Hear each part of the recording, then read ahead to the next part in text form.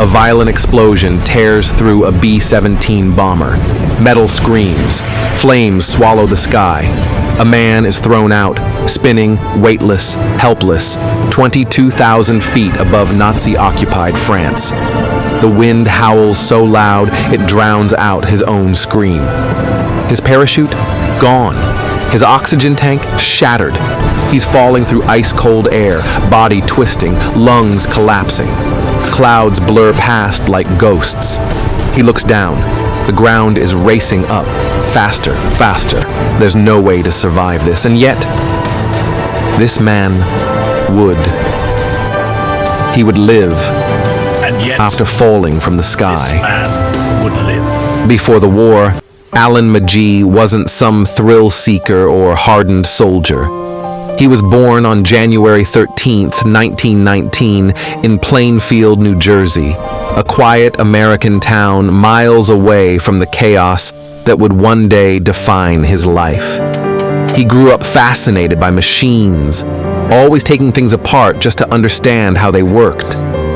Friends described him as calm, methodical, a man who didn't panic, even when others did. That steady nature would one day save him. By his early 20s, Alan had become an aircraft mechanic, the kind of guy who made sure others could fly safely. But when World War II broke out, he couldn't stay on the sidelines. He joined the U.S. Army Air Forces, eager to serve, trading wrenches for wings. He wasn't married yet, no kids waiting back home. Just a small family who worried every time he flew.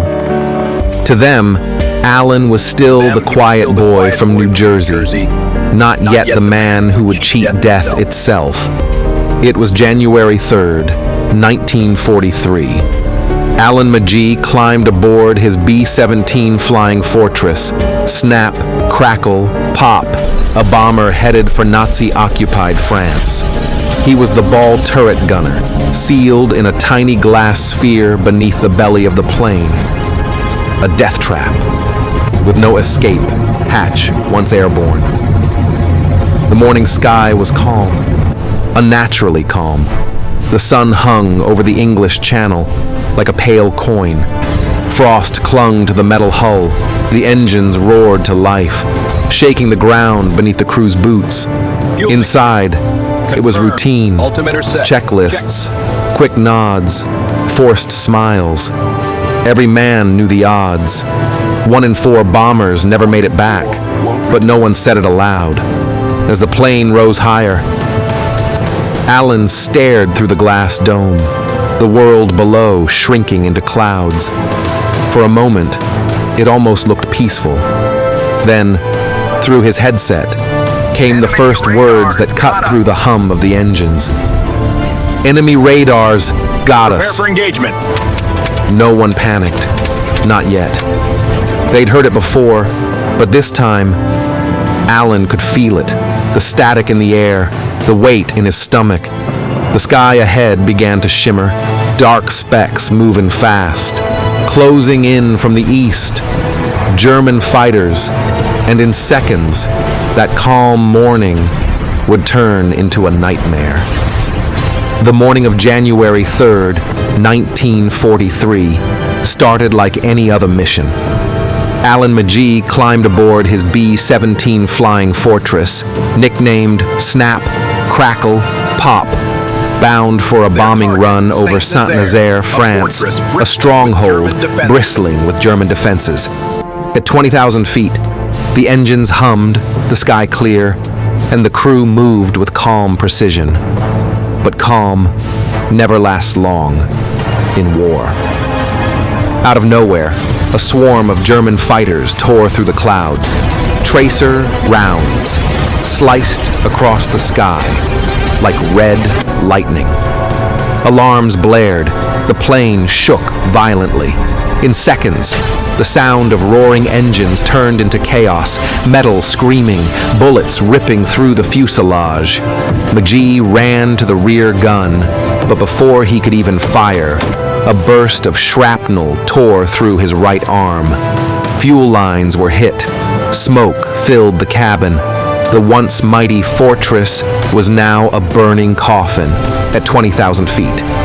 He could barely see, flames licking the interior, oxygen masks torn, air freezing cold. One engine exploded, then another. The pilot's voice crackled through the radio. "We've lost control. We're going down." The crew scrambled to bail out, but Magee, bleeding, disoriented, his parachute shredded by gunfire, had no way out. He looked at the fiery wreckage around him, the spinning world beyond the torn fuselage, and realized he had only seconds before everything was over. Alan Magee stood inside the burning B-17, the world spinning in chaos.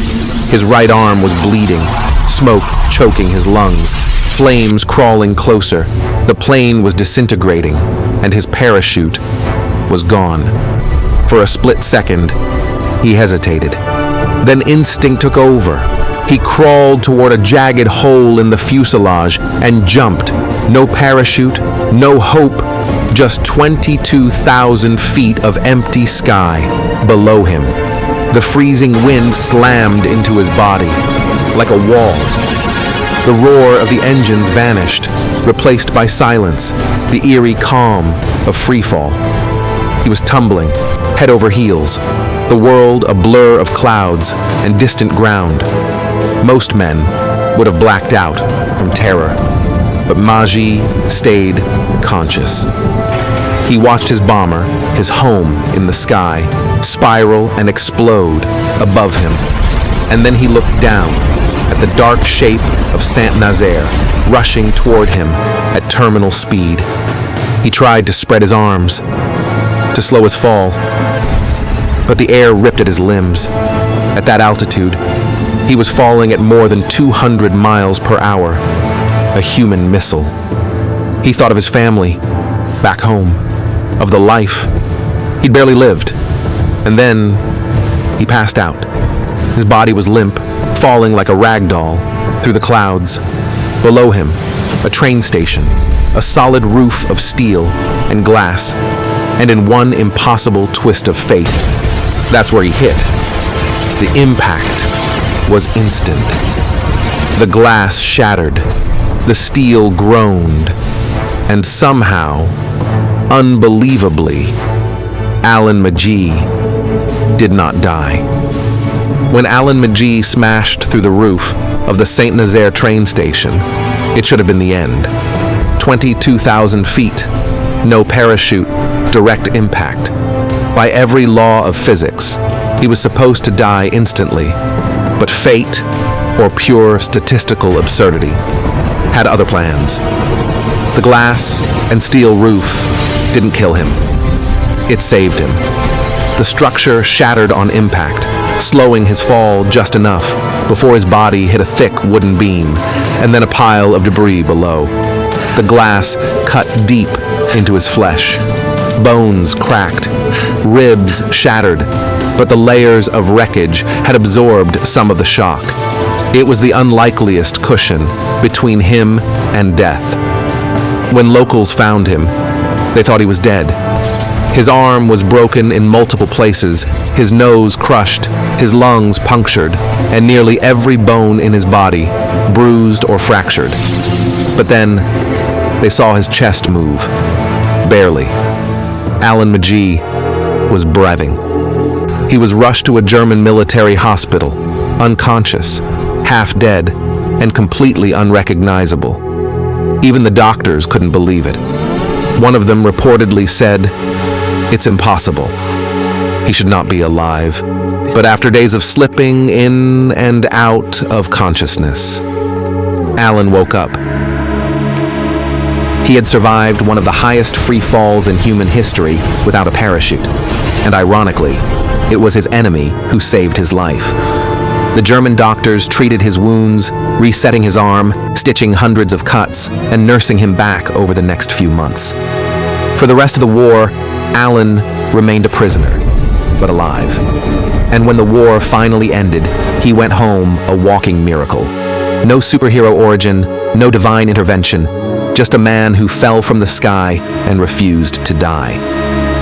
Later, when reporters asked him how he made it, he said quietly, "I don't remember the fall. But I remember waking up and realizing I'd been given a second chance." When the war ended, Alan Magee returned to America. Not as a hero covered in medals, but as a man carrying the weight of something few could ever understand. He had fallen from 22,000 feet. He had seen death and lived. But survival didn't mean peace. His body healed, but his mind carried the echoes of that day. The sound of his bomber tearing apart, the feeling of falling through an endless sky. For a while, he couldn't even sleep without reliving the fall. Yet, instead of breaking him, it changed him.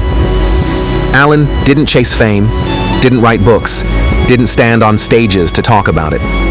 He simply went back to living, quietly, purposefully. He worked in aviation for a while, married his sweetheart, and built a life defined not by fear, but by gratitude. He once told a friend, "After something like that, every sunrise feels like a gift." That became his quiet philosophy. No drama, no spotlight, just appreciation for every ordinary day he was never supposed to see. As the years went on, his story spread across the world. The man who fell from the sky. Historians, scientists, even physicists analyzed how he could have possibly survived that fall. Some said the cold, thin air slowed his terminal velocity. Others credited the angle of his fall and the fragile glass roof absorbing impact. But Alan himself never bothered to explain. He just smiled and said, "I guess I wasn't meant to die that day." He lived until December 20th, 2003, 84 years old. The man who should have died in 1943 outlived most of the war generation. In the end, Alan Magee's story isn't about luck. It's about endurance, the human will to survive even when the universe has already written you off. He wasn't superhuman. He was just unbreakable. Moral of the story. Alan Magee's story reminds us that survival isn't always about strength. It's about will. Even when everything falls apart, sometimes courage alone is enough to defy fate. You don't choose the fall, but you can choose to rise again. Thank you for watching. If this video didn't waste your valuable time or added any value to your life, even just a little, please consider subscribing to Hello Stories. Until next time, goodbye, warriors.